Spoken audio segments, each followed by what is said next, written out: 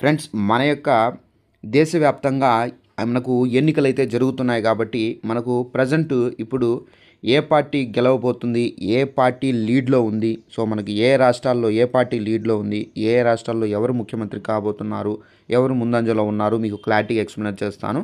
అయితే ఇక్కడ మనం చూసుకున్నట్లయితే తమిళనాడు రాష్ట్రంలో మనకేంటంటే ముందంజల్లో మనకు టీవీకే ఉందండి. సో మనకు తలపతి విజయ్ గారి పార్టీ అనేది ముందంజలో అయితే ఉంది. ఇక మనకు నెక్స్ట్ వచ్చేసి ఏఐ అన్నా డిఎంకే పార్టీ ఉంది. సెకండ్ వన్ వచ్చేసి, అలాగే థర్డ్ వచ్చేసి డిఎంకే పార్టీ ఉంది. సో ఈ విధంగా మనకు ప్రజెంట్ ఇప్పుడు మనం చూసుకున్నట్లయితే 105 స్థానాల్లో లీడ్లో అయితే ఉన్నారు టీవీకే పార్టీ.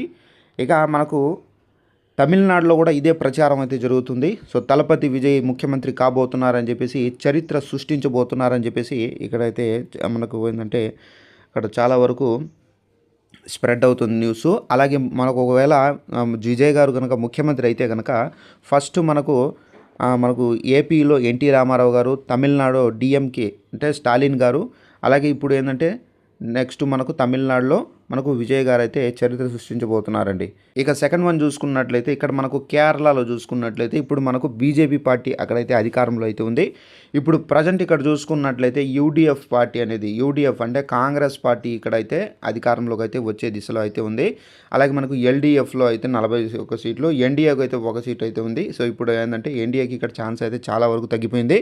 ఇప్పుడు మనకేంటంటే ఇక్కడ కాంగ్రెస్ మళ్ళీ అధికారం చేపట్టే అవకాశాలు అయితే ఉంది.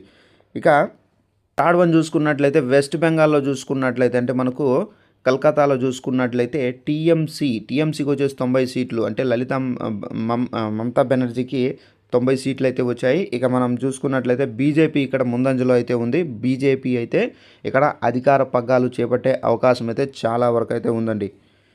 ఇక నెక్స్ట్ వచ్చేసి ఇక్కడ పుదుచ్చేరికి సంబంధించి అసెంబ్లీకి సంబంధించి చూసుకున్నట్లయితే ఎన్డీఏ అంటే మనకు బీజేపీ అయితే ఇక్కడ ముందంజలో అయితే ఉంది. ఇక మనకు అదర్ పార్టీ చూసుకున్నట్లయితే 4 సీట్లు అయితే ఉన్నాయి. టీవీకే కానివ్వచ్చు, ఇక మనకు కాంగ్రెస్ కానివ్వచ్చు. ఇక నెక్స్ట్ వన్ చూసుకున్నట్లయితే అస్సాం అసెంబ్లీకి సంబంధించి చూసుకున్నట్లయితే ఇక్కడ ఎన్డీఏ మనకు బీజేపీ పార్టీ అయితే మనకు 95 సీట్ల లీడ్లో అయితే ఉన్నారు. ఇక కాంగ్రెస్ చూసుకున్నట్లయితే 27 సీట్లతో అయితే ఉంది. ఇక అదర్ పార్టీ చూసుకున్నట్లయితే 3 అయితే ఉన్నాయి. సో ఈ విధంగా లీడ్లో అయితే మాత్రం మనకు బీజేపీ అయితే ఉందండి. సో ఈ విధంగా అయితే మనకు ఇప్పుడు ప్రజెంట్ ఫలితాలు అయితే ఈ విధంగా అయితే ఉన్నాయి. సో ఇప్పుడు మనకు తమిళనాడులో అయితే మనకు విజయ్ గారు, అలాగే మనకు కేరళలో చూసుకున్నట్లయితే మనకు కాంగ్రెస్ పార్టీ, ఇక మనకు వెస్ట్ బెంగాల్లో చూసుకున్నట్లయితే మనకు బీజేపీ పార్టీ ముందంజలో అయితే ఉన్నారు. ఇక అసెంబ్లీ సీట్ల పరంగా చూసుకున్నట్లయితే మనకు ఎన్డీఏ పార్టీయే మనకు ఆల్మోస్ట్ అయితే ముందంజలో అయితే ఉన్నారు.